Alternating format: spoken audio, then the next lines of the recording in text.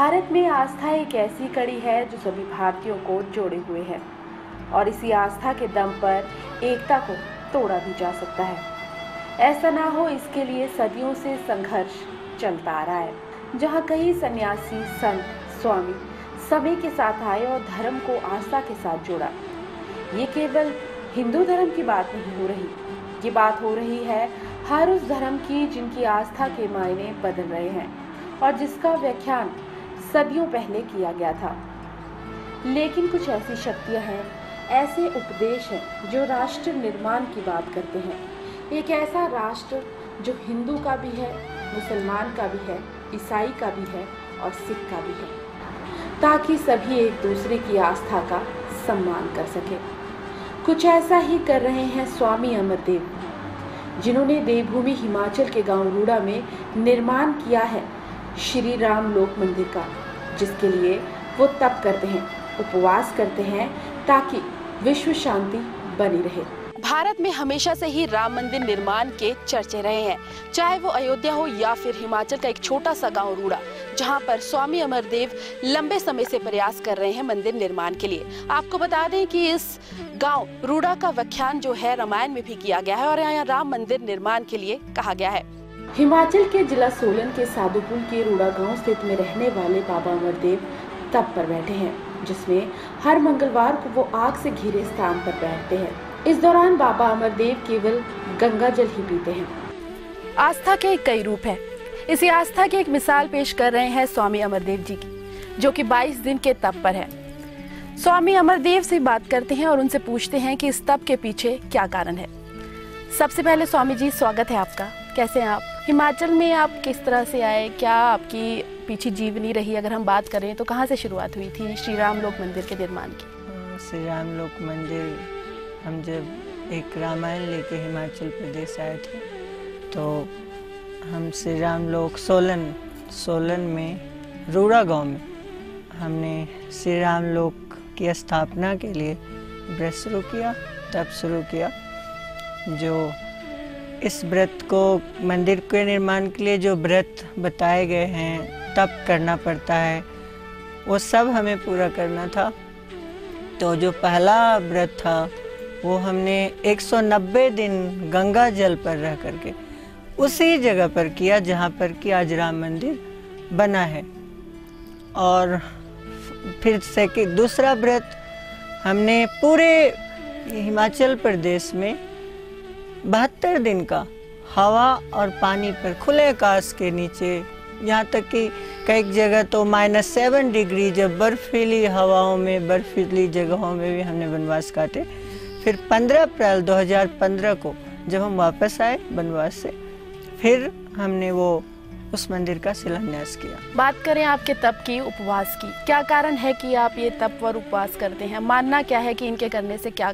हमारा मानना है कि मंदिर जो निर्माण होना चाहिए, वो भी खास करके राम मंदिर, जो दुनिया का इकलौता मंदिर बनने जा रहा है, आज तक कभी नहीं बना, त्रेता युग के बाद दूसरा मंदिर है। तो इस मंदिर को बनाने के लिए बिना तप के ये मंदिर नहीं बन सकता। स्वामी जी, आप जानते हैं कि हिमाचल को वैसे भी देवभूमि कहा जाता है। अयोध्या की अगर हम बात करें, वहाँ पर भी राम मंदिर निर्माण के लिए काफ़ी लंबे समय से जो एक प्रयास है वो चला आ रहा है। यहाँ पर भी एक प्रयास हम देख रहे हैं। क्या कहना चाहेंगे, कहाँ लोगों में कमी है या लोगों की सोच में कमी है, क्या राजनीति है, क्या कारण है आपको कि मंदिर का निर्माण होने में हर वक्त ही कोई ना कोई जो है विघ्न आता रहता है? दरअसल मंदिर निर्माण की बात सब करना चाहते हैं, लेकिन उसके लिए सार्थक प्रयास करना कोई भी नहीं चाहता।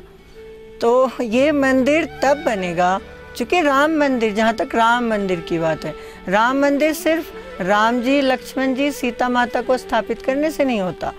वो हनुमान जी का मंदिर माना जाता है। राम मंदिर वो होता है जहाँ 100 परिवार राम जी विराजते हैं अपने परिवार सहित। तो वो मंदिर तभी बनेगा जब सभी देवी देवताओं का स्वयं राम जी की इच्छा होगी।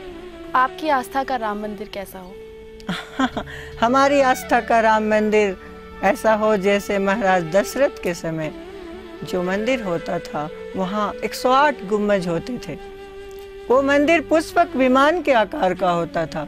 आज तक संसार में राम मंदिर जो भी कहीं भी बनता है, तो अपने आप में इकलौता होता है, क्योंकि वो ब्रह्मांड के नायक का मंदिर है।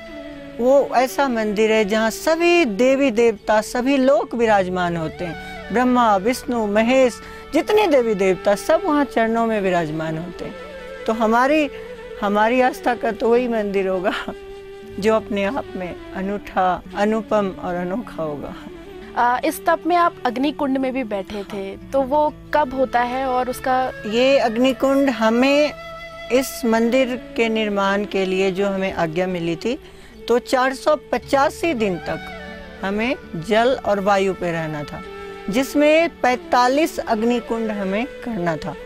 तो 45 अग्निकुंड में हर मंगलवार को हम अग्निकुंड में प्रवेश करते। स्वामी जी, एक श्री राम लोक मंदिर से हटके बात करते हैं। अभी जो धर्म के मायने हैं लोगों में बदल गए हैं। आप देखते हैं कि किस तरह से आपस में धर्म के मुठभेड़ हो रहे हैं। आपका क्या कहना है, सही मायने में धर्म क्या है? सही मायने में धर्म वो है जो आपको ऊपर उठाए, आपके स्तर को, आपकी सोच को, आपकी मर्यादा को जो ऊपर की ओर ले जाए, वो धर्म है। वो धर्म नहीं, वो अधर्म कहलाता है जो आपको नीचे की ओर ले जाए।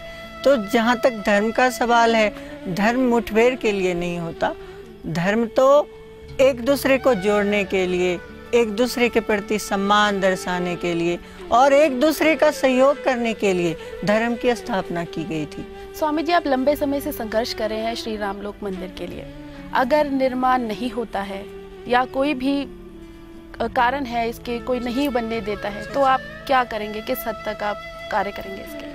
हम कुछ नहीं करेंगे। हमारा कर्तव्य सिर्फ व्रत करना है, तप करना है और राम मंदिर के लिए देशवासियों का सहयोग मिले।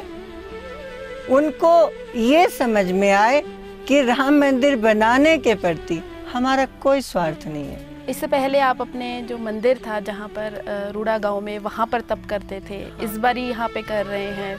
कुछ अलग लग रहा है आपको? कि कुछ भी डिफरेंट नहीं लग रहा, बल्कि बहुत अच्छा लग रहा है। अक्सर हमने सिर्फ दो व्रत उस मंदिर में किए, जो 190 दिन का था और 42 दिन का था, और जितने भी व्रत हुए उस मंदिर से बाहर हुए। श्री राम लोक मंदिर में सभी मूर्तियां अष्टधातु की बनी हुई है और राम परिवार की मूर्तियों को बनाने में 10 क्विंटल तांबा, 10 क्विंटल कांसा, 10 क्विंटल पीतल, 5 किलो सोना और 220 कैरेट हीरे का इस्तेमाल किया गया है। इस मंदिर में बात करें तो मूर्तियों की काफ़ी ज़्यादा जो है तारीफ सुनने को मिलती है कि बहुत ही खूबसूरत और बहुत ही डिफरेंट जो मूर्तियां यहाँ रखी गई हैं। कहाँ से ये बनवाई गई हैं, इनके बारे में थोड़ा सा मंदिर के बारे में बता दीजिए। ये तो कारीगरों ने बनाई, यूपी के, राजस्थान के और भी अनेकों राज्यों के, उड़ीसा के, कोलकाता के, सबने मिलकर निर्माण किया इस मंदिर का। और बहुत समय तक, 6 महीने तक करीब उन्होंने निर्माण किया। निर्माण में लगा, चूँकि कोई भी प्रतिमा 10 फुट से कम नहीं है, बल्कि 12-12 फुट की भी प्रतिमा वहाँ पर विराजमान है। स्वामी जी, बहुत बहुत धन्यवाद हमसे बात करने के लिए। उम्मीद करते हैं कि जो आपकी इच्छा है, जो आपकी महत्वाकांक्षा है, वो ज़रूर पूरी हो और हिमाचल में भी राम मंदिर का निर्माण हो। इस राम मंदिर को बनाने में स्वामी जी के अनुसार उन्हें कई प्रयास करने पड़ रहे हैं और इस चीज़ से वो काफ़ी खुश है कि भगवान ने ये जिम्मेदारी उन्हें सौंपी है। हालांकि कई अड़चने अभी भी है, लेकिन जिन विवादों के कारण मंदिर का कार्य रुका है उसे ज़रूर पूरा किया जाएगा, ये उनका विश्वास है। जो इस चोले को धारण करते हैं, वास्तविक रूप में उनको संन्यास का असली अर्थ ही नहीं पता। वास्तव में जो तपस्वी होता है उनका अपना कुछ नहीं होता, वो भगवान के भरोसे होते हैं। बिल्कुल सत्य है ये कि धर्म का व्यापार शुरू हो गया है, तभी अधर्म का ज़्यादा बोलबाला हो गया है। जो रामचरित मानस कहता है कि जो मनक्रम वचन से झूठा होगा वो उपदेशक होगा। जो साधु संत देते हैं वो संदेश देते हैं, कभी उपदेश नहीं देते। स्वामी अमरदेव ने उन व्यक्तियों का भी धन्यवाद किया और कहा कि इस मंदिर को वो लोगों की सहायता के बिना पूरा नहीं कर पाएंगे, इसलिए उन्हें सबका सहयोग चाहिए। स्वामी जी, पिछले दिनों विवाद हुआ था काफ़ी ज़्यादा, आपका भी काफ़ी नाम जो है आया था सुर्खियों में, काफ़ी ज़्यादा गलत चीज़ें जो है आपके बारे में बोली जा रही थी। आप क्या कहेंगे उन लोगों के लिए जो राम लोक निर्माण में बाधा डाल रहे हैं? वास्तव में जो ऐसा कर रहे थे, हम उनको धन्यवाद देना चाहेंगे कि इससे हमारे प्रयास को और भी मजबूती मिलेगी और हमें उनमें से किसी से भी, कोई भी, चाहे जो भी है, जिसने लिखा, जिसने कहा, जिसने सुना और जिसने समर्थन किया, हमें उन सब से किसी से कोई गिला शिकवा नहीं है, बल्कि हम तो उन सबको धन्यवाद देते। और अगर हमें उन सब से किसी बात का भी गिला शिकवा होता तो हम दोबारा व्रत नहीं रखते, क्योंकि हम ये मान लेते कि अब इस मंदिर को बनाने का कोई मतलब नहीं है। इसलिए हमें उस विवाद से या किसी भी चीज़ से हमें कोई परेशानी नहीं हुई, और बल्कि हम बहुत खुश हैं और उन सब से मेरा कोई गिला शिकवा नहीं है। आपको बता दें कि स्वामी अमरदेव 22 दिनों के तप पर हैं, जिसमें वो ना कुछ खाएंगे, सिर्फ गंगा जल पर ही जीवित रहेंगे। और ये तप वो इसलिए कर रहे हैं ताकि जन कल्याण हो सके और यहाँ राम मंदिर बन सके। हालांकि ये जो मंदिर है काफ़ी विवादों में भी रहा, जिस पर स्वामी अमरदेव का कहना था कि भले ही लोग कुछ भी कहे, लेकिन उनका जो दृढ़ निश्चय है उसे वो ज़रूर पूरा करके रहेंगे। सोलन के कथेड़ से नेशनल बज़ के लिए पूजा वर्मा की रिपोर्ट।